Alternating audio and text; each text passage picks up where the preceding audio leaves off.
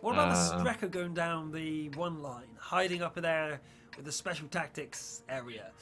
Was that yeah. really worth it, having that guy totally out of on the far side?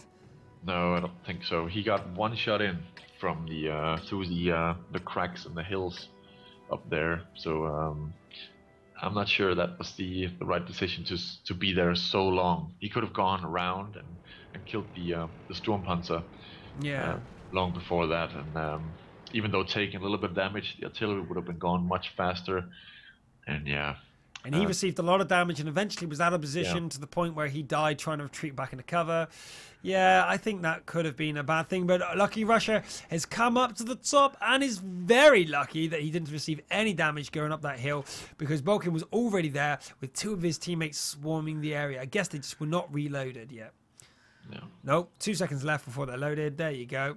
Now the AMXs are activated and ready to kick ass. What's the reload time on the T69? Do you know?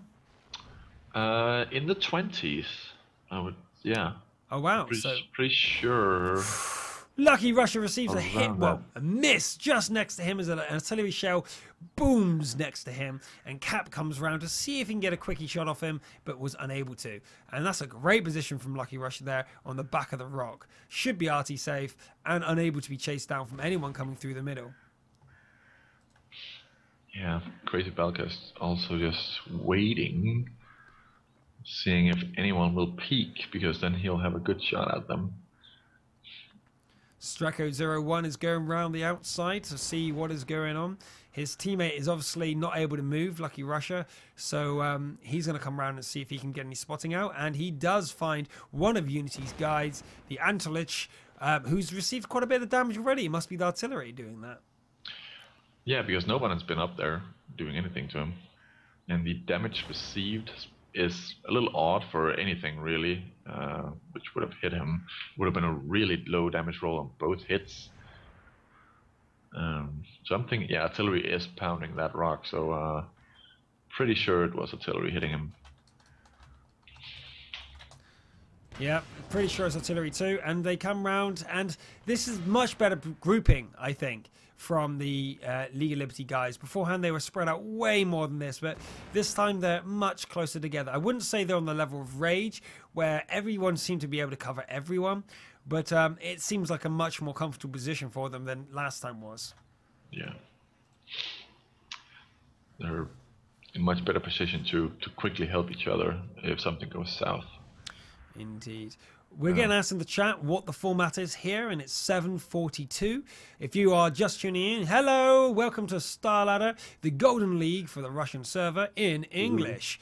We are playing 7:42, which means maximum tier 8, 7 tanks, 42 tier points. Any combination you like. Golden tanks, normal tanks, tier artillery. 1s, tier 8s, artillery, TDs, anything you like. Yeah. Anyway, Cap's in the middle, still there with no damage received, doing very good job keeping these guys lit up. Yeah.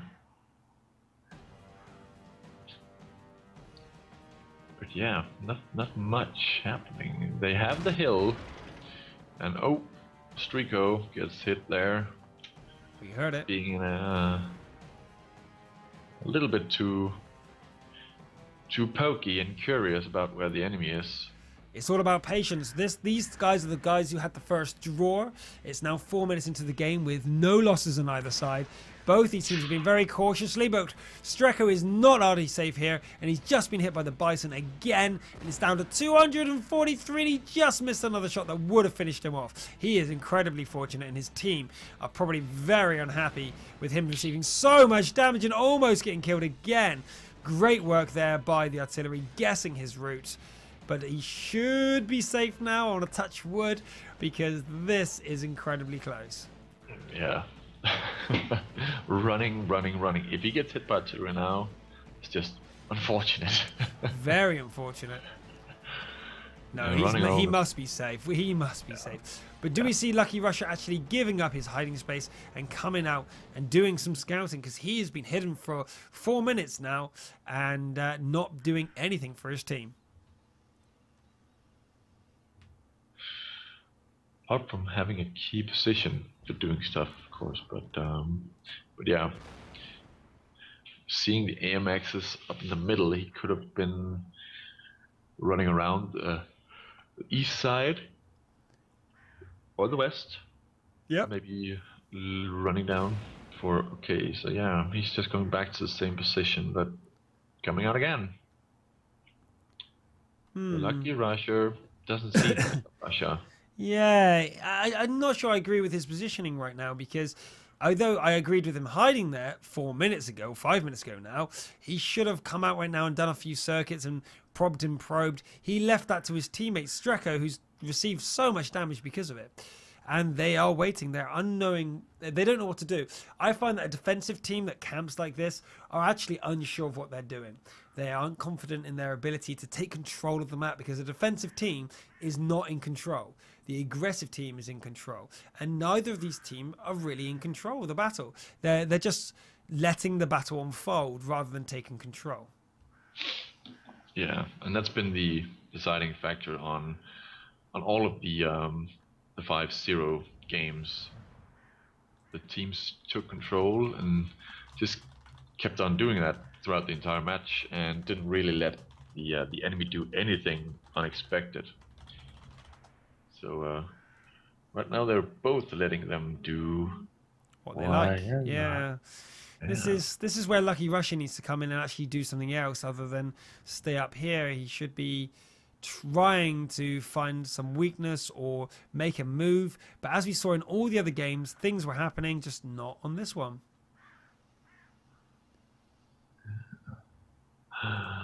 T69 there as well. So there's two 69s up there and MX 1390. 3 minutes left. It's got to be another draw. Yeah. Are they realizing this or I'm not sure. Maybe they're... Oh, I don't know. Oh, wait. Something's going to happen on the other flank. On the western flank, we have the T50-2 driven by Eloas going down, but Live for Surf and Cautiously, or Corsalis Clay, is being able to easily take him down. And that's the end of that. But Falcon has come in to try and take some damage onto Live for Surf, who's getting the artillery hitting him as well, but he's getting out of there just fine. Yep, run away, run away. Artillery's still bombing all over the place. Lucky Russia was found at last by the enemy team there. And oh, I'm going for the wrong guys. And Man 177 is being surrounded by Unity, who are making yet another last-minute play. They're not going in early, and they might get another draw just purely because they've moved in too late. But they've surrounded, and the Crazy Barker goes on fire and is taken out with ease. Now, this is absolutely huge because they're going to die. Only two AMX 1390s. They've totally lost positions. 2 minutes left on the clock. That's still a long time. Considering every single team member is known and their positions are revealed, I don't think they're going to be able to squeeze another draw out of this. Yeah, this is... They should have been running if they wanted another draw out of this. Or maybe if they're really lucky, Live for Surf is getting hit from the front now. And he's going to be taken down. Pretty sure.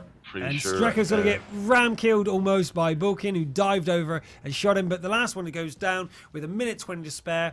Unity could have done that a lot earlier. They were waiting for no reason. Maybe they were waiting to make sure if their attack lost that there would be no chance of a counter-attack. I think that must be the only explanation. So they have no fear in attacking because they attack. And what happens? The enemy defeats them, then tries to counterattack. The timer runs out. It's a draw. So maybe that's what Unity was waiting for. Yeah. Just talking with the people in the chat, and they're talking about the rule about draws, and it is to prevent camping because there's also only 10 minutes on the game clock. So But it really is only two. Yeah, nope, it didn't. But the reason it didn't work, for anyone who's figured it out, the 8-point difference means that the attacking team kills 1 or 2 tanks from the enemy team, gets over 8 points in the lead, then they start playing defensively, forcing the losing team to go aggressive. It actually forced an unfair style. And so what they've done in the Golden League is say, okay, you play 5 games. If you draw 5 games, then you both get it only 1 point and not 3 for winning. There's no advantage to doing that. Plus, all the good teams are aggressive for a reason because they take control of the battlefield. We're seeing 2 very defensive teams. I don't think either of them are doing very well, to be fair. Any of the more aggressive teams like Rage or Rush would be taking control of the battle and dominating them, which we will see when they face them. But Unity is obviously ahead now. And the League of Liberty guys have to break this defensive cycle. They're letting the battles go out of their hand